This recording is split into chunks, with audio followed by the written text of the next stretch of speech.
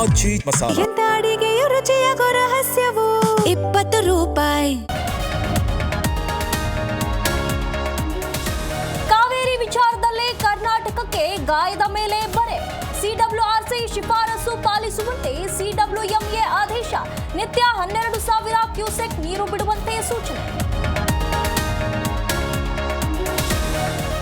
ನಾಳೆ ಮಂಡ್ಯದಲ್ಲಿ ರೈತರಿಂದ ಹೋರಾಟ. ರೈತ ಹಿತರಕ್ಷಣಾ ಸಮಿತಿಯಿಂದ ಪ್ರತಿಭಟನೆ. ಸಿಡಬ್ಲ್ಯೂಆರ್ಸಿ ಆದೇಶ ವಿರುದ್ಧ ಅನ್ನದಾತರು ಆಕ್ರೋಶ.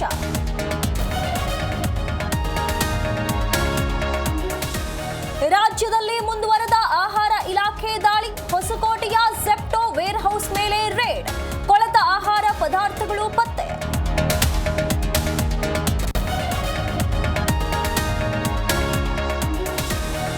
ಒಂದೇ ಹೆರಿಗೆ 3 ಮಕ್ಕಳಿಗೆ ಜನ್ಮ.